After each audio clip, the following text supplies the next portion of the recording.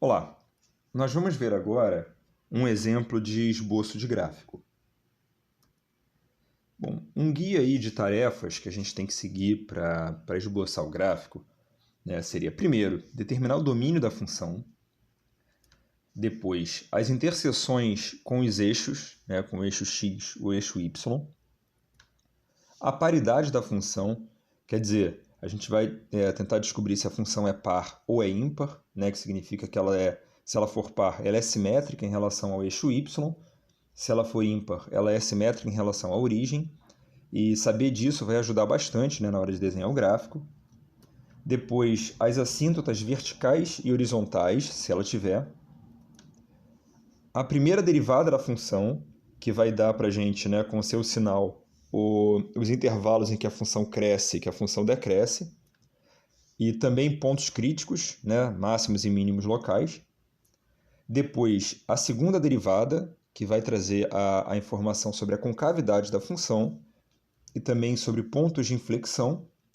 E depois, né, tendo o esboço da função, a gente consegue determinar seus extremos absolutos, né, quer dizer, seus máximos ou mínimos absolutos. Então, eu vou tomar como exemplo aqui a função definida por f de x igual a x ao quadrado menos 1 sobre x ao quadrado menos 4. Esse aí é o exemplo 3.2 do texto dessa semana. Bom, primeiro determinar o domínio dessa função. Essa função vai estar definida quando o denominador x ao quadrado menos 4, que pode ser escrito como x menos 2, que multiplica x mais 2, quando esse denominador é diferente de zero. Bom, e ele vai ser diferente de zero para x diferente de menos 2 e x diferente de 2. Então, portanto, o domínio da função é todos os reais, exceto esses dois pontos, 2 e menos 2, que anulam o denominador. Agora vamos tentar encontrar as interseções do gráfico dessa função com os eixos. Com o eixo x, o eixo x é o eixo y igual a zero. Então a gente quer encontrar os valores aí de x para os quais a função vale zero. Então nós temos aí x ao quadrado menos 1 sobre x ao quadrado menos 4 igual a zero. Isso é equivalente a termos o numerador igual a zero. X ao quadrado menos 1 igual a zero. Que vai acontecer quando x é igual a 1 ou x igual a menos 1. A interseção com o eixo y acontece quando x é igual a zero. Quando x é igual a zero, a gente simplesmente avalia a função no zero, calcula f de zero, que é igual a 1 sobre 4. Você vai ter menos 1 no numerador, menos 4 no denominador, menos 1 sobre menos 4 é igual a 1 sobre 4. E a paridade da função. Agora a gente vai tentar descobrir se a função é par ou se a função é ímpar. Então, calculando f de menos x, nós temos aí menos x ao quadrado menos 1 sobre menos x ao quadrado menos 4. Ora, menos x ao quadrado é igual a x ao quadrado. Portanto, f de menos x é o próprio f de x, ou seja, a função é par.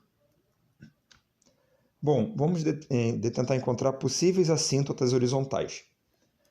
Para achar assíntotas horizontais, a gente faz o cálculo limite da função quando x tende a mais infinito e a menos infinito. Quando x tende a mais infinito, lembrando aí que a gente pode dividir em cima e embaixo, numerador e denominador, por x ao quadrado.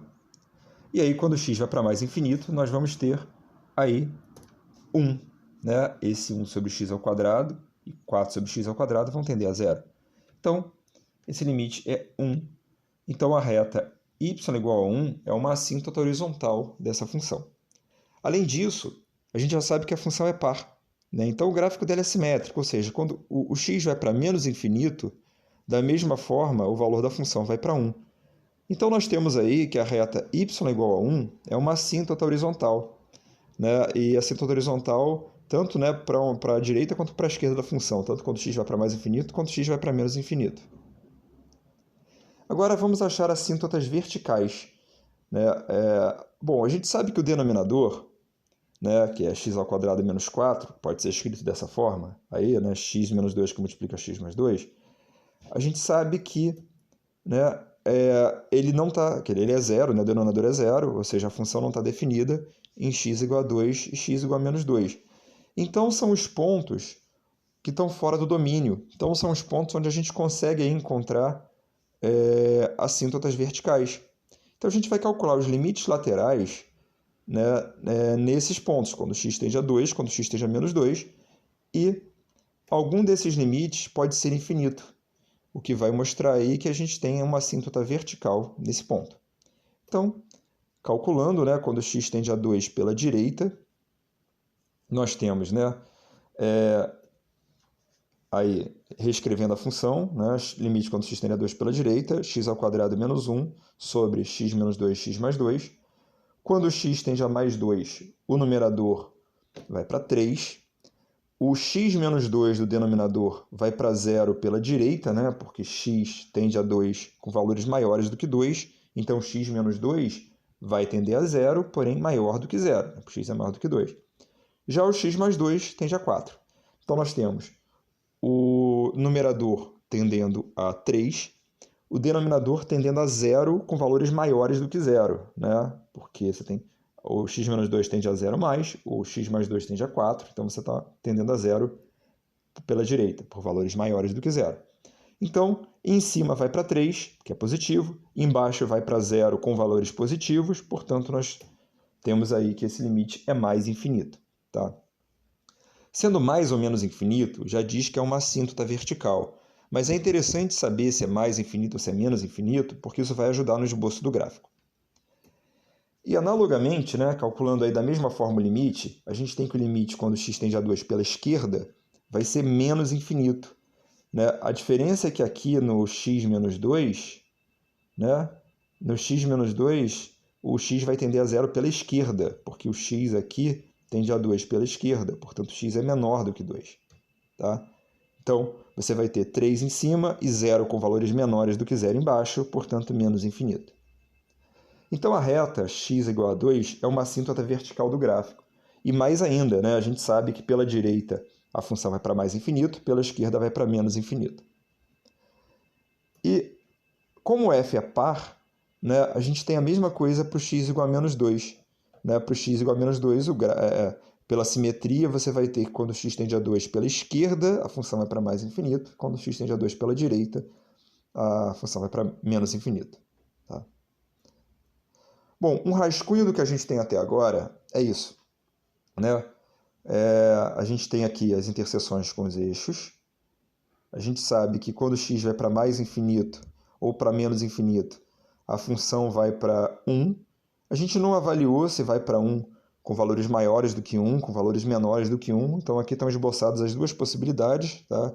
A gente vai anular uma delas, a gente vai eliminar uma delas, enquanto estiver determinando aí outros aspectos, como derivada, né, que vai implicar crescimento. Além disso, a gente sabe que x igual a 2 e x igual a menos 2 são assíntotas verticais. A gente já viu que quando x tende a 2 pela direita, a função vai para mais infinito. Quando x tende a 2 pela esquerda, a função vai para menos infinito. E aí, pela simetria do gráfico, quando x tende a menos 2 pela esquerda, vai para mais infinito. E quando tende a menos 2 pela direita, vai para menos infinito. Então, isso é um esboço, um esqueleto aí do gráfico. Tá? Seguindo, né, agora a gente vai calcular, vai determinar intervalos de crescimento, decrescimento e pontos críticos. Para isso, a gente determina a primeira derivada, que é quem dá essa informação de crescimento, decrescimento e possíveis pontos críticos.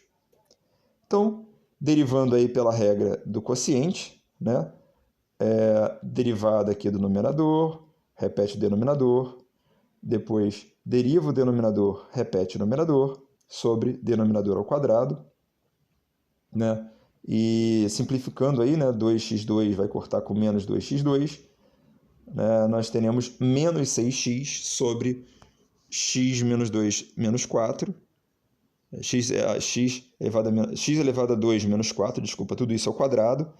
Né? Então, nós temos aí que o numerador, né, menos 6x, e o denominador, aí você tem aqui o denominador x ao quadrado menos 4 ao quadrado, esse denominador vai ser sempre positivo, né, um quadrado.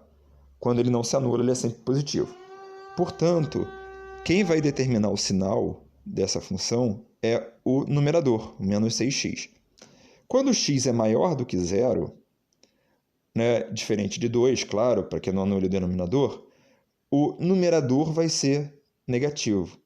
Então, você vai ter negativo em cima positivo embaixo, né? Não vai se anular, porque x é diferente de 2. Então, negativo sobre positivo, negativo, a derivada é negativa. Quando x é menor do que zero, o numerador vai ser positivo, né? O denominador é positivo, né? Supondo que x é diferente de menos 2, quer dizer, o denominador não vai se anular. Então, a derivada é positiva. Assim, né, a gente tem que a f' é negativa, né, em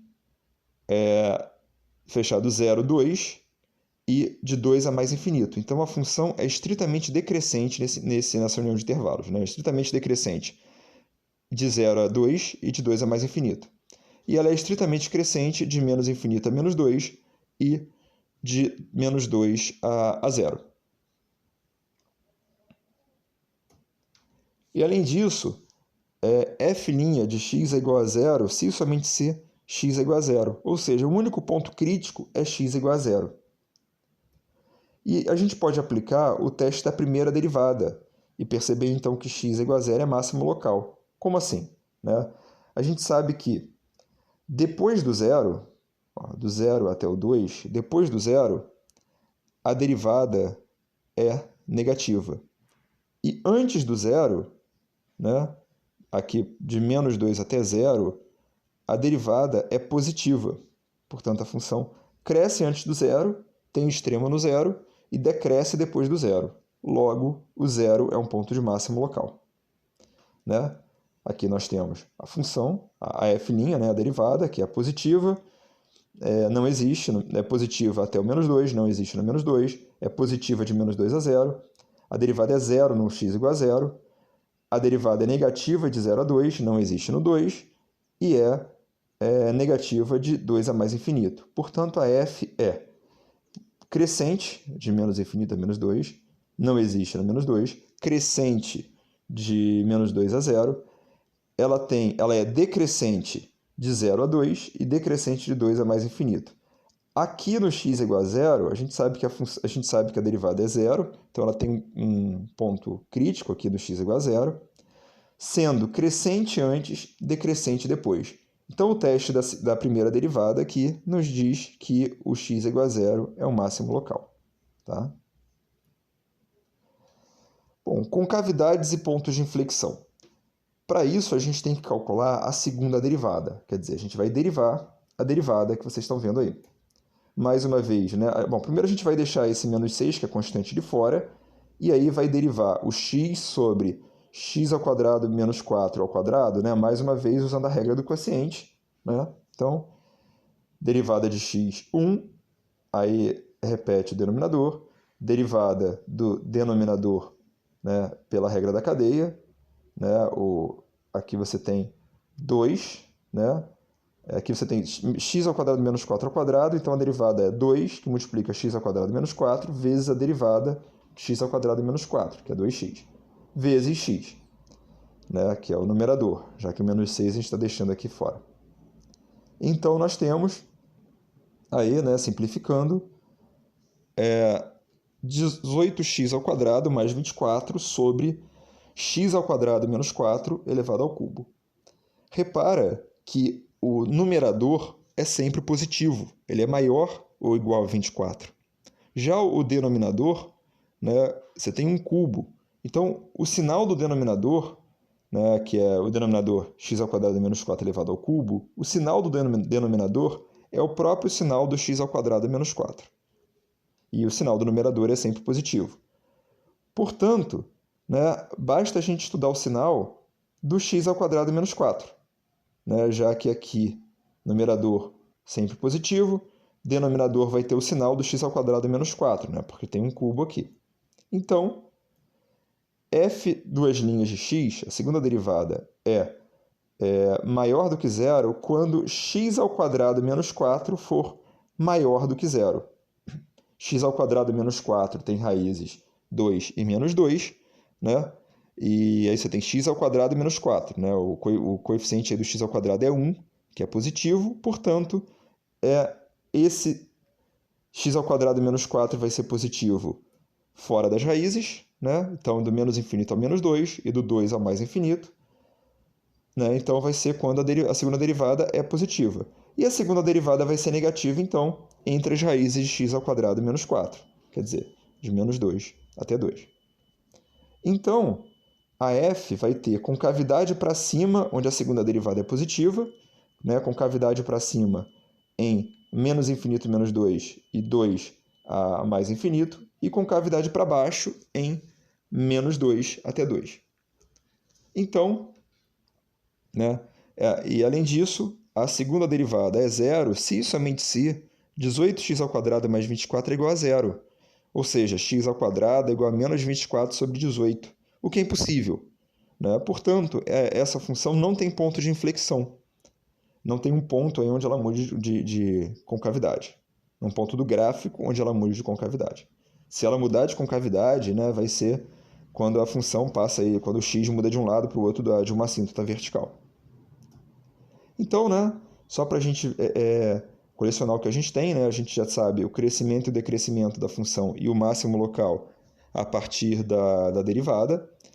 E agora, a segunda derivada, né, que é positiva do menos infinito ao menos 2, negativa do menos 2 ao 0 e do 0 ao 2, e depois positiva novamente do 2 ao mais infinito, vai dizer então que a função tem concavidade para cima do menos infinito ao menos 2 e do 2 ao mais infinito, e concavidade para baixo de menos 2 até 2. Portanto, né, juntando aí aquele esqueleto que a gente tinha, né, aquele esboço que a gente tinha, tá? A gente já pode aqui nas assíntotas, na assíntota horizontal, concluir que a função se aproxima da assíntota por cima, tá? Por quê? Né? Porque a função é decrescente quando x vai para mais infinito, né? Tá aqui, ó. Tá aqui essa informação, né, do decrescimento dela. Ela é crescente quando x de menos infinito a menos 2. Portanto, a função vai ter que vir para a assíntota por aqui, né, decrescendo, e aqui crescendo. Tá? Então, ela se aproxima por cima aqui da assíntota. Então, aí, né, nós temos o gráfico da função dado por isso aqui. Repara que ela repara da concavidade, para cima e para cima, né, aqui antes do menos 2 e depois do 2, e para baixo do menos 2 até o 2. Então, esse aí é o gráfico final da função. Tá? Agora, observando esse gráfico, né, um detalhe desse gráfico é que a gente sabe que a função é par, né? Portanto, o gráfico é simétrico em relação ao eixo y. Observando agora o gráfico da função, a gente vê que ela não tem extremos absolutos, né? Porque ela cresce para mais infinito aqui, quando ela tende à assíntota, né? Tanto a assíntota vertical x igual a 2, né? Quando o x tende a 2 pela direita, ou menos 2 pela esquerda. E quando o x tende a 2 pela esquerda ou a menos 2 pela direita, a função tende a menos infinito. Portanto, ela não tem extremo absoluto, não tem um valor máximo, um valor mínimo, né? Ela tem um máximo local aqui no x igual a 0, né, que faz a função valer 1/4.